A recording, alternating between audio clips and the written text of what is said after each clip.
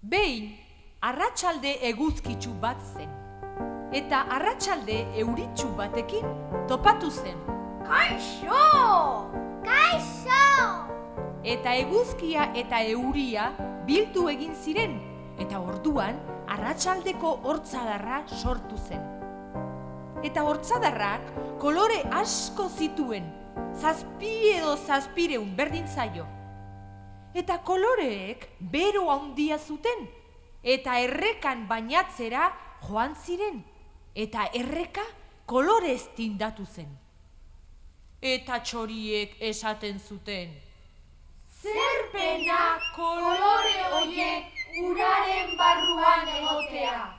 Bestela, mokoka koskatuz, gure lumak ere koloretsu bihurtuko lirake. eta zuhaitzen ostoek honela zioten. Ur hori ikuitzea albagenu, gu ere koloretsu ginake, eta ez soilki berde. Eta denak uraren bekaitzez inbirilaz zeuden, kilkir, bare eta txoriak.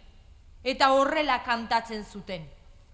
Nik ez dut beltz izan nahi, ez eta nik grisa ere. Koloreak nahi ditut, margo poli, margo ederra. Koloreak nahi ditugu 7 kolore ere. Gorria eta horia, laranja eta urdin.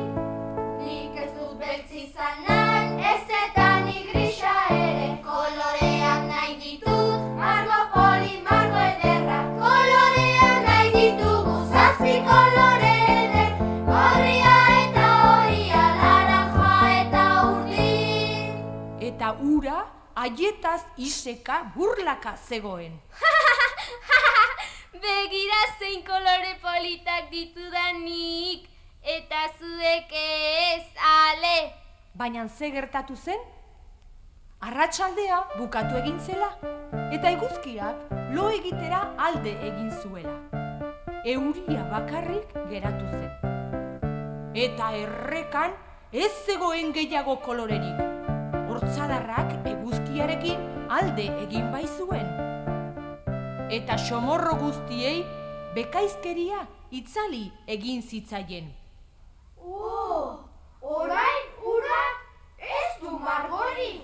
Eta euria ari du. Eta gaua etorri da. Goazen zuhaitzen osto berdeen azpira ez guztitzeko. Bai, ostoen azpian lo egingo dugu. Eta hostoak soilki berdeak izanik ere, haien azpian oso ederki lo egiten zen. Eta orain, errekako ura ez zitzaien isekaari, alderantziz, bera zen orain protestan ari zena. Gelditu gabe joan ta joan isuri beharrez, ezin baizuen lo hartu? Etorri ostoen azpian lo egitera. Ezin dut lo egin. Zergaitik?